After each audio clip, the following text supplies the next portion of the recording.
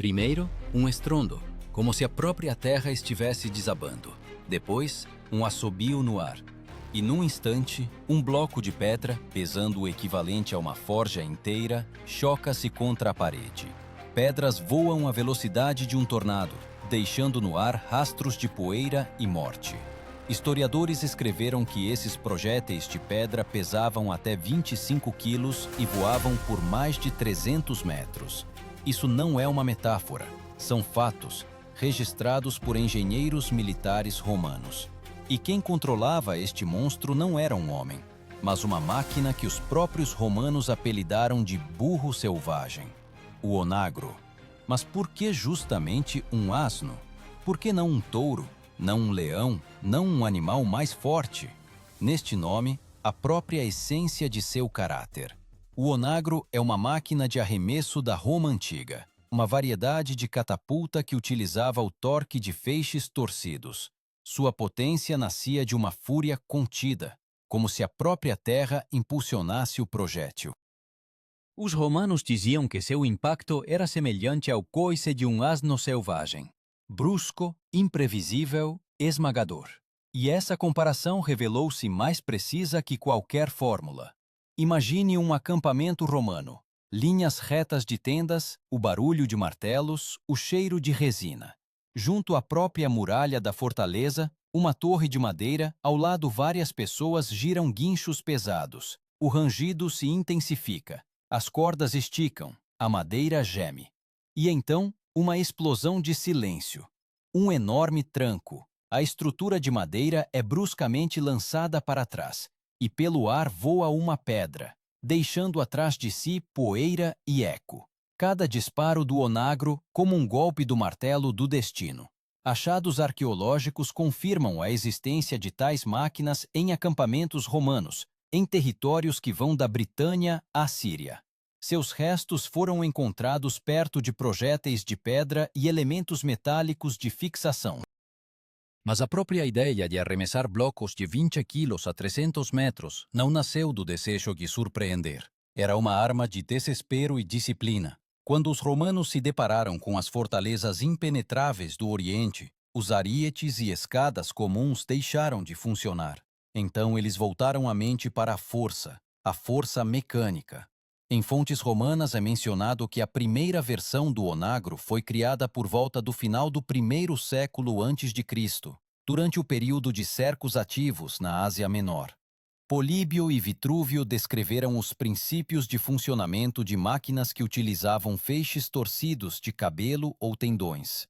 Esses feixes apertados davam à alavanca uma tensão colossal e transformavam uma simples pedra em um projétil mortal. Reconstruções modernas mostram que o disparo era acompanhado por um som que pode ser comparado a uma salva de artilharia. Mas cada maravilha mecânica tinha seu próprio gênio romano. Um homem que via na madeira e na corda não apenas material, mas uma arma. No quartel-general de qualquer acampamento de campo existia o cargo de engenheiro, que era chamado de architectus ballistarium. Ele era responsável por todas as máquinas de arremesso, sua calibração e a precisão do disparo. De seus cálculos dependia não apenas a vitória, mas também a vida de cortes inteiras. Cada engenheiro sabia: um erro de 1 grau no ângulo de inclinação, e a pedra não destruiria a muralha, mas atingiria os seus próprios. Por isso os romanos tratavam os onagros como seres vivos.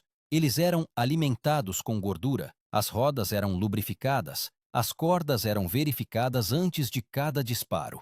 Um feixe rompido poderia levar a uma catástrofe. As tábuas explodiam, os estilhaços voavam, soldados morriam perto de suas próprias armas. Tudo isso fazia do onagro não apenas uma máquina, mas um símbolo do caráter romano, preciso, teimoso e capaz de transformar a paciência em força destrutiva. Mas antes que esta máquina se tornasse uma lenda, Roma percorreu um longo caminho, desde simples torres de cerco até maravilhas mecânicas, onde a física se tornou uma aliada do império.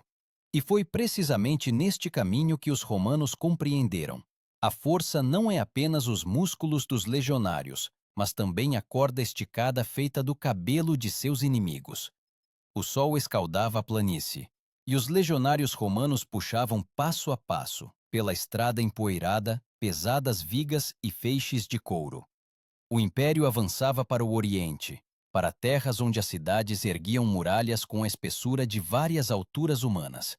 E aqui, nestes bastiões de pedra, não só a força das legiões era testada, mas também o gênio de seus engenheiros. Historiadores escreveram que foi precisamente na era do imperador Augusto, por volta do final do primeiro século antes de Cristo, que os romanos levaram a arte das máquinas de cerco ao limite da precisão. Entre estas invenções, o onagro tornou-se não apenas uma arma, mas um sinal de uma nova era militar, onde a vitória não era decidida pelos gritos dos soldados, mas pelo cálculo de ângulos e trajetórias. Quem via o onagro pela primeira vez não podia deixar de sentir medo e admiração. No campo, erguia-se uma estrutura de madeira do tamanho de uma carroça, reforçada com anéis de bronze. No centro, um suporte vertical com uma alavanca potente, em cuja extremidade estava presa uma funda de couro para a pedra. Tudo isso se apoiava em feixes de tendões torcidos, embebidos em gordura. Quando a alavanca era puxada para baixo por guinchos, a máquina parecia congelar em uma tensão furiosa, como um animal selvagem antes de um salto. Nesse instante, os soldados afastavam-se. Sabiam que o asno não perdoava erros. Foi precisamente essa tensão que se tornou a essência do termo torção, o princípio pelo qual as catapultas romanas funcionavam.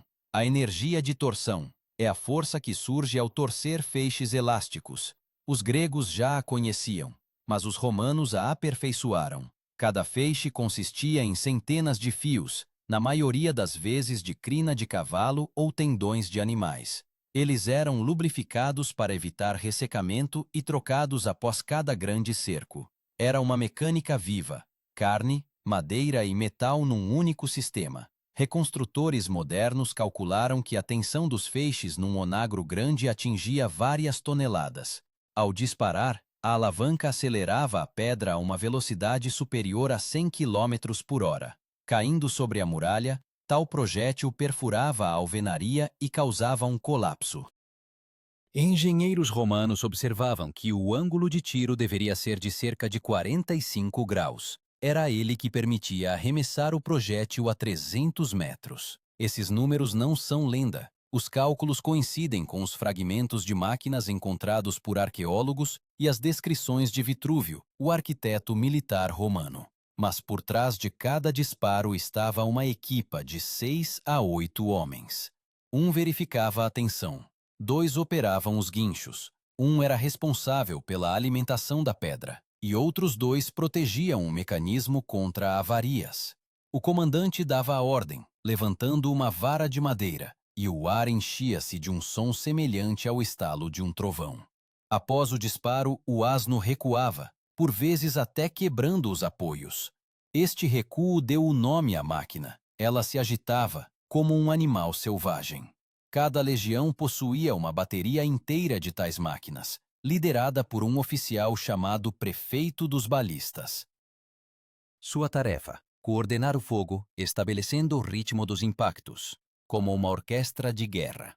Centenas de pedras voavam em arco, destruindo torres e portões. Onde antes um assalto durava semanas, agora bastava um dia. Lívio escreveu que, no cerco de Amida, uma salva de onagros destruiu uma torre com 10 côvados de espessura. Até os inimigos reconheciam. Os romanos transformaram a guerra numa ciência da engenharia. Mas esta ciência também tinha um lado sombrio. Para montar um onagro eram necessários cerca de 300 quilos de madeira e ferro. A entrega dos feixes, que eram feitos de tendões de animais, levava semanas. Em condições de campanha, as máquinas muitas vezes tinham de ser desmontadas e transportadas em mulas. Cada pedra pesava 20 ou 25 quilos, o que significa que mesmo uma única salva exigia o esforço de uma dezena inteira de soldados. Os legionários não apenas guerreavam, eles construíam, puxavam, lubrificavam, calculavam. E nesta combinação de trabalho e morte nascia a imagem de Roma, um império que não conhecia limites, enquanto podia medi-los pelo número de passos e pela tensão da corda. Mas a força do onagro não residia apenas na física. ela trazia consigo o medo. Os inimigos dos romanos contavam que ao primeiro disparo, as muralhas pareciam tremer como o grito de uma besta invisível. As pedras caindo do céu causavam pânico. Ninguém entendia de onde elas vinham. O efeito psicológico era colossal. Mesmo que a máquina não acertasse o alvo, a sua presença quebrava a vontade dos defensores. As crônicas relatam que em alguns cercos os inimigos rendiam-se, apenas ao ver os legionários a instalar as suas máquinas. E, no entanto, apesar do seu poder, o onagro permanecia um aliado inconstante. Era caprichoso, dependia da umidade, do vento, do estado dos feixes. Por vezes, ao disparar, a alavanca partia-se, transformando a arma numa armadilha mortal para os seus. Mas foi precisamente este perigo que tornou o onagro um símbolo do próprio Império Romano. Forte, calculista e, ainda assim, mortalmente vulnerável, quando seu próprio poder saía do controlo. Assim, os romanos compreenderam. Controlar a força significa domar uma fera selvagem. E cada vez que colocavam a sua máquina numa nova posição, era como se perguntassem ao céu: aguentará mais um golpe? Quando os primeiros raios de sol tocavam o acampamento romano, dezenas de máquinas de madeira já estavam nas posições. O ar cheirava a resina, suor e ferro. O centurião percorria lentamente a formação, verificava as cordas, ordenava a substituição das vigas rachadas, repreendia aqueles que não tinham lubrificado bem os feixes. A manhã do cerco começava como um ritual sagrado. Cada erro podia custar uma vida. Embaixo, sob as muralhas, os defensores faziam barulho, lançando insultos e flechas, mas no acampamento de Roma reinava o silêncio. Apenas o leve ranger dos guinchos e a respiração compassada dos legionários que esticavam as cordas a perturbavam. E quando a primeira pedra foi colocada na funda, parecia que a própria terra prendia a respiração. Historiadores escreveram que os romanos iniciavam o bombardeamento ao amanhecer, quando o sol batia nos olhos dos inimigos. A luz ofuscava os defensores, e as pedras voando do brilho pareciam mensageiros dos deuses. A tática era impecável. Vários onagros disparavam em sequência para criar um ritmo ininterrupto de impactos. Cada pedra caía do céu alguns segundos depois da anterior.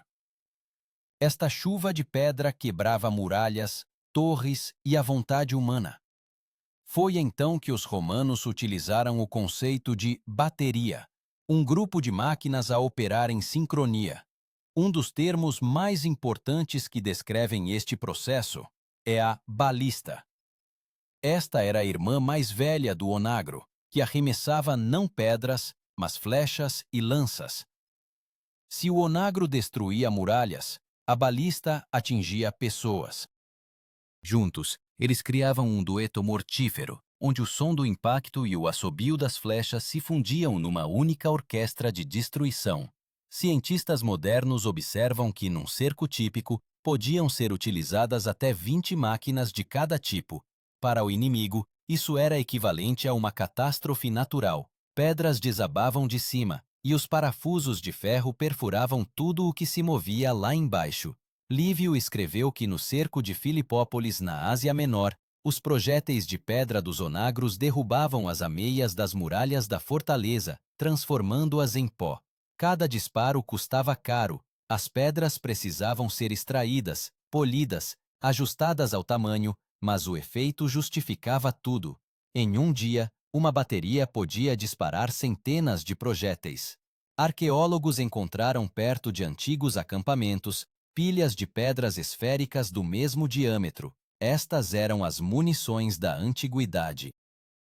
Elas eram fabricadas previamente e armazenadas perto das máquinas, como os projéteis de artilharia modernos. Os romanos conheciam o valor da velocidade. Para manter o ritmo, eles organizavam esquadrões especiais de escravos e soldados auxiliares. Essas pessoas traziam os projéteis, trocavam as peças quebradas, apertavam os feixes. O trabalho era infernal: calor, poeira, barulho. Os legionários frequentemente sofriam queimaduras das ferragens metálicas incandescentes e as mãos deles estavam cortadas pelas fibras dos tendões. Mas a disciplina não permitia parar. A ordem do centurião soava breve: tendere, esticar, e imediatamente dezenas de mãos agarravam os guinchos. Cálculos modernos mostram que o ritmo médio de tiro de um onagro era de disparo a cada 2 minutos. Isso era suficiente para destruir uma muralha em dia. Mas os romanos não tinham pressa. Eles mudavam metodicamente o ângulo de tiro, estudavam a reação do inimigo. As máquinas atingiam não só as fortificações, mas também os pátios internos, provocando incêndios. As pedras, impregnadas de resina, incendiavam-se com o impacto. Assim, eles transformavam o cerco numa tempestade de fogo. Nos acampamentos romanos existia uma ordem de segurança rigorosa. Ninguém tinha o direito de ficar atrás do onagro. Ao disparar, a alavanca recuava com uma força monstruosa. As crônicas descrevem casos em que um soldado teve a cabeça arrancada por um único golpe da viga. Por isso, os romanos colocavam escudos e cercas de madeira nas proximidades para conter o recuo.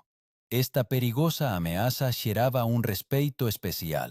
Os legionários diziam que o onagro exige obediência e coragem, como um deus caprichoso. Segundo o testemunho de Tácito, os engenheiros observavam por muito tempo a trajetória das pedras, registrando onde caíam. Após cada salva, eles moviam a máquina por alguns côvados para ajustar o ângulo. Tudo acontecia com uma precisão surpreendente. Até o vento e a umidade eram levados em conta. Os guerreiros verificavam a tensão dos feixes antes de cada disparo. Esta obsessão pela precisão diferenciava os romanos de todos os seus inimigos. A sua força não estava na surpresa, mas na inevitabilidade. No entanto, quando o estrondo das pedras cessava, o campo de cerco transformava-se numa paisagem de medo. As muralhas ostentavam buracos, embaixo jaziam corpos, e os romanos já levantavam novas pedras. Eles sabiam que cada fortaleza cairia. Era apenas uma questão de tempo. Essa consciência tornava-os quase impiedosos. À noite, junto às fogueiras, os legionários diziam: "O asno selvagem não dorme até quebrar a pedra." E nessas palavras não havia apenas uma piada, mas uma filosofia do império. Foi então que em Roma nasceu uma nova compreensão da guerra, não como explosões de fúria, mas como a arte do cálculo. O onagro tornou-se um símbolo dessa época, onde a vontade humana se unia à lógica fria da mecânica. Mas quanto mais forte se tornava a arma, mais perto se aproximava dos romanos outra força: o seu próprio orgulho, pronto para um dia atacar tão subitamente quanto um asno selvagem ao amanhecer. A poeira erguia-se em coluna, o sol batia nos olhos, e o ar tremia de calor e zumbido. Onde antes se erguia uma cidade majestosa, agora levantavam-se apenas muralhas com buracos e fumo. Este era o momento em que o onagro revelava todo o seu poder monstruoso. As pedras voando dos céus destruíam tudo: colunas, portões, templos. O cerco transformava-se numa lenta destruição. Historiadores escreveram que durante as campanhas de Trajano no Oriente, tais máquinas eram usadas por toda parte. Cada fortaleza, cada torre conhecia este som: o golpe rouco da alavanca, o assobio do ar e o estrondo surdo da pedra caindo. Os romanos não atiravam ao acaso. Cada impacto tinha um alvo, calculado ao côvado. Nas muralhas ficavam buracos do mesmo tamanho, como se uma única mão invisível tivesse trabalhado nelas. Pela precisão era responsável um oficial, que era chamado de centurião de artilharia. Ele era ensinado em geometria, medição de ângulos e cálculo de alcance. Ele tinha instrumentos especiais, goniômetros de madeira e réguas com entalhes, permitindo traçar a trajetória. Esses instrumentos, simples na aparência, transformavam a guerra em ciência. O clímax de qualquer cerco chegava quando as muralhas começavam a rachar. Pedras pesando 25 quilos caíam de uma altura de dezenas de metros e perfuravam a alvenaria, como uma faca na manteiga. O estrondo era tal que as vozes se afogavam nele. A terra tremia sob os pés, e dentro da fortaleza tudo se transformava em caos. Os defensores agitavam-se, tentando remendar os buracos, mas cada remendo era imediatamente desfeito por um novo impacto. Lívio escreveu que, durante o assalto na Armênia, uma torre de calcário branco desabou após a 30ª salva. A própria palavra cerco, em latim, soava como obsídio, bloqueio, pressão. E foi precisamente a pressão, e não a surpresa, o principal armamento de Roma. Os legionários não buscavam vitórias rápidas. No entanto, quando o estrondo das pedras cessava, o campo de cerco transformava-se numa paisagem de medo. As muralhas ostentavam buracos, embaixo jaziam corpos, e os romanos já levantavam novas pedras. Eles sabiam que cada fortaleza cairia. Era apenas uma questão de tempo. Essa consciência tornava-os quase impiedosos. À noite, junto às fogueiras, os legionários diziam: "O asno selvagem não dorme até quebrar a pedra." E nessas palavras não havia apenas uma piada, mas uma filosofia do império. Foi então que em Roma nasceu uma nova compreensão da guerra, não como explosões de fúria, mas como a arte do cálculo.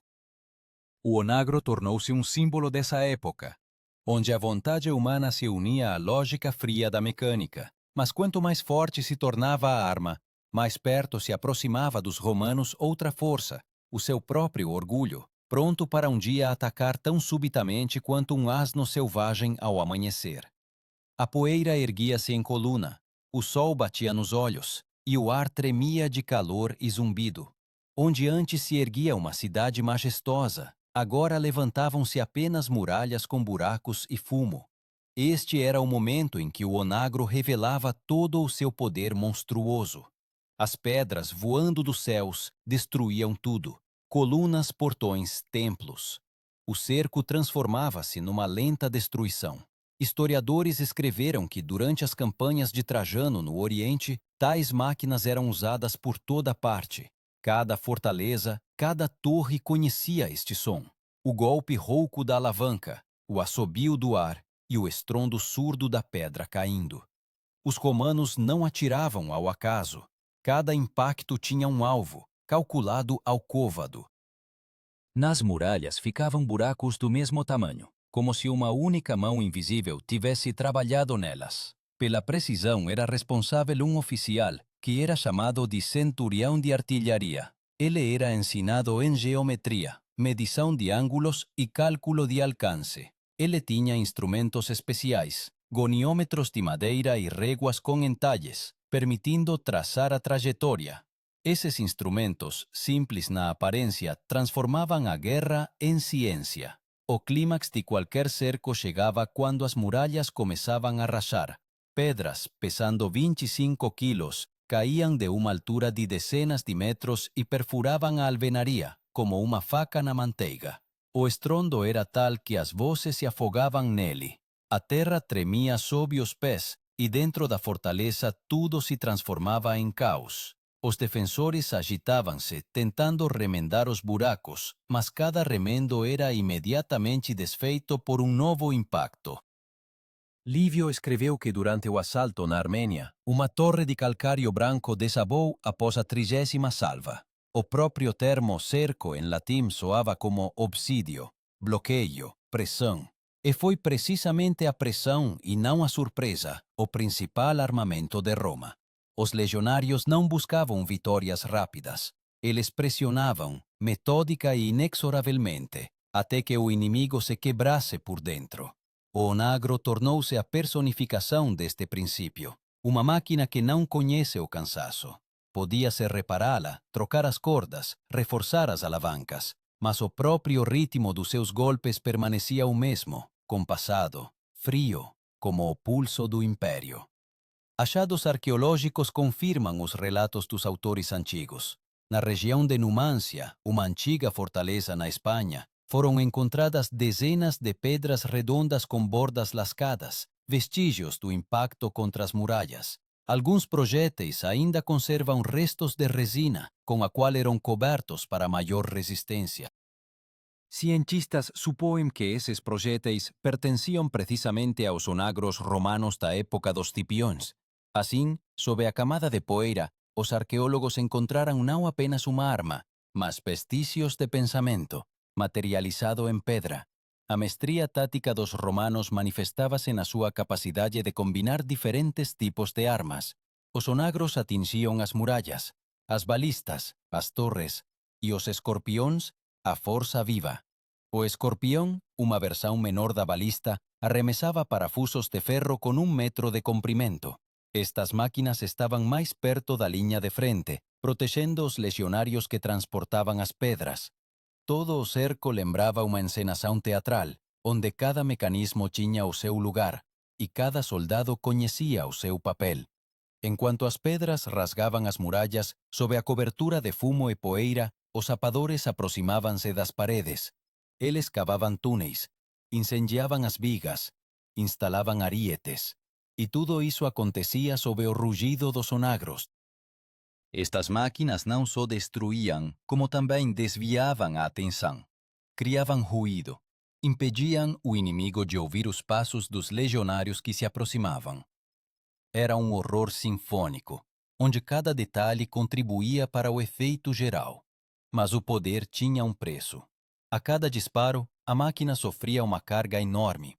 Após várias dezenas de salvas, as vigas rachavam, os feixes esticavam-se, e os engenheiros eram forçados a desmontar a estrutura, substituindo as peças.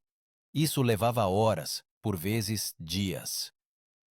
No entanto, os romanos sempre tinham um suprimento de cordas, grampos de ferro, resina.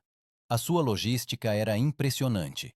Para um grande cerco, eles precisavam de até 300 toneladas de materiais. Tudo isso era entregue por caravanas da retaguarda. Os próprios legionários viviam ao lado dessas máquinas por semanas. Eles habituaram-se ao seu som, assim como outros se habituam à chuva. As pedras caíam nas muralhas com um ritmo definido, e com o tempo esse ritmo tornava-se a música da guerra. Os soldados sabiam: enquanto o asno ruge, o império vive. Este som tornou-se parte da sua fé, na ordem, na força, na eternidade de Roma. Tácitos mencionava que algumas legiões até adornavam seus onagros, pintavam neles símbolos, aplicavam lemas em latim. Non cedit, não cede. Ultima manus, o último golpe. Essas inscrições não eram bravata. Era uma forma de se lembrar que a máquina era uma extensão do homem. E enquanto o homem fosse preciso e incansável, sua arma também viveria. Quando finalmente as muralhas da cidade sitiada ruíam, os romanos não se apressavam em invadir. Eles esperavam que a poeira assentasse, que o inimigo perdesse completamente o ânimo. Só então, sob os gritos de trombetas e tambores, avançavam. O estrondo das pedras cessava e o silêncio parecia ainda mais assustador. Pois todos sabiam. Amanhã este som se repetiria, junto a uma nova muralha, sob outro sol. Roma avançava, e o asno selvagem preparava-se novamente para o salto. Quando a poeira assentava e as muralhas finalmente ruíam, começava o último ato do cerco romano. A entrada para a cidade estava aberta, mas o silêncio não significava o fim. O onagro parava, como uma fera que cumpriu a ordem. Sua alavanca descia lentamente, e os soldados aproximavam-se da máquina como de um ser vivo, cautelosamente, com respeito. Eles sabiam. Ainda ontem esta besta de madeira decidia o destino de milhares de pessoas. Historiadores observam que após o término do cerco, os engenheiros inspecionavam cuidadosamente cada detalhe da máquina, como sacerdotes examinando os restos de um sacrifício. Se o onagro sobrevivia e não rachava, era considerado abençoado. Nesse momento, Roma celebrava não apenas a vitória, mas também o triunfo da razão engenhosa. O império não se sustentava no acaso, mas no cálculo. Até a destruição para eles era matemática. Quando os escombros das muralhas caíam para dentro da cidade, os romanos já sabiam onde montariam o acampamento, como fariam o abastecimento de água, onde construiriam o fórum. As pedras, que recentemente foram armas, agora se tornavam material de construção para uma nova província. Assim, a guerra transformava-se numa continuação da arquitetura. Uma das descrições mais vívidas das consequências do uso de onagros foi a menção em Amiano Marcelino, que escreveu sobre a destruição de Amida no século IV d.C. Ele observou que as pedras caíam do céu como se a própria Juno as arremessasse do Olimpo. Isso não era apenas uma imagem, mas a realidade do campo de batalha antigo. Casas em chamas, cadáveres sob as ruínas, silêncio após a tempestade. Os guerreiros que estavam ao lado das máquinas não se alegravam. Eles olhavam para as ruínas e compreendiam que aquilo era o resultado de seu trabalho, preciso como o trabalho de um carpinteiro, mas impiedoso. Aqui vale a pena introduzir o conceito de legio fabrum, a legião de engenheiros. Estes não eram apenas soldados, mas especialistas, construtores e mestres. Eles projetavam as máquinas, calculavam a resistência das vigas, monitoravam a tensão das cordas. Nas suas mãos, a guerra transformava-se num ofício. Sem eles, nenhum onagro se ergueria, nenhum disparo seria ouvido. Os romanos diziam: não é a espada que vence, mas a razão que estica a corda. Após o cerco, as máquinas eram desmontadas. Partes de madeiras valiosas, freixo, carvalho, faia, eram levadas para serem usadas novamente. Os feixes de couro eram substituídos por novos, e os elementos metálicos eram forjados de novo. Era um ciclo fechado. A guerra alimentava-se a si mesma. Em grandes guarnições existiam oficinas onde dezenas de onagros semidesmontados permaneciam constantemente, prontos para uma nova campanha. Arqueólogos encontraram lá ferramentas, desenhos, fragmentos de alavancas e tudo isso confirmava. Roma criava um sistema de produção contínua de armas séculos antes da era industrial. Mas por trás de todos esses cálculos havia pessoas.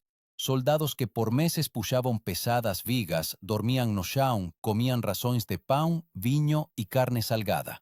Cada deles usava uma armadura pesando 20 quilos, e ainda assim tinha que manejar uma máquina cujo braço de alavanca por si só pesava o triplo.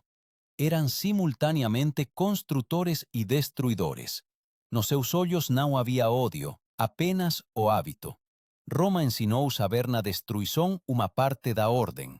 Em algumas campanhas, segundo o testemunho de Cássio Dio, os inimigos tentavam usar seus análogos de onagros contra os romanos. Mas na maioria das vezes, isso terminava em catástrofe.